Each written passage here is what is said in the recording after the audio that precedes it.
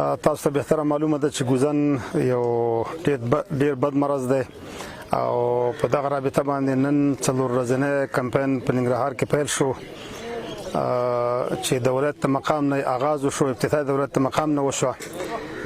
د ننګرهار په ټولو ولسونو ولسوالۍ دي او خار کې کومې ناحیې دي، په دې ټولو ولسونو په والدینو باندې مې دا غږ دی او دا مې غوښتنه ترې چې خپل ماشومان واکسین کړي او د خپل ماشومانو د آینده یو فکر او خیال وساتي، ځکه دا ډیر یو بد مرض دی، خراب مرض دی.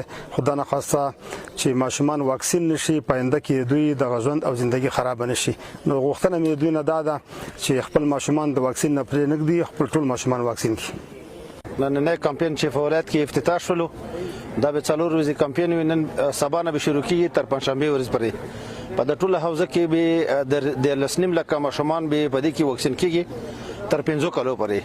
هغه وړي ګولې چې ورکول کیږي دا به د شپږو میاشتو نه تر 5 کالو پورې وړو ماشومان ته ورکول کیږي چې هغه د یوې تخلیص سیستم برابر شي.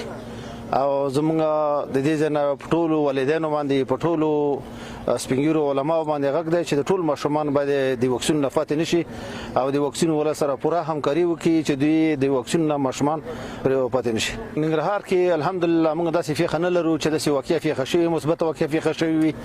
تاسو ته پته ده چې مهاجرونو لړۍ شروع ده، نو د کې خامخه کافي خیرسي غو د اخو نه راځي. دستي موږ په ننګرهار کې مثبت فیخ نه لرو الحمدلله. او تورخم کې موږ ګټ کې چراوړي، موږ خپل خلک مدرولې دي چې ماشومان راوړي چې هغه د فر واکسین وکړي، چې واکسین نه څوک پاتې نشي. موږ خپل آمادګي نیولې ده.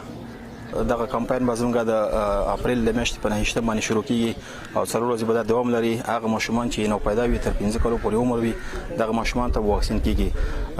په دغه کمپاین کې موږ سره تقریبا د 9,000 په شاوخوا کې کارمندان کار کوي چې دغه د ولسوالۍ په سطح باندې مسؤلین 114 تنه دي او همدارنګه دغه لاسلاندې سپروایزران تقریبا 1510 په شاوخوا کې دي او دغه نه لاندې هغه کوم رضاکاران خويندې ورونه چې دي تقریبا هغه د 15,000 اضافه په شاوخوا کې دي.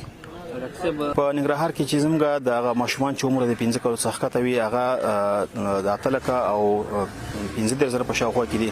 البته د 4 ولایتو یعنی د زون په کچه باندې زموږ د 14 لکه او 15,000 په شاوخوا کې زموږ هدف وړ ماشومان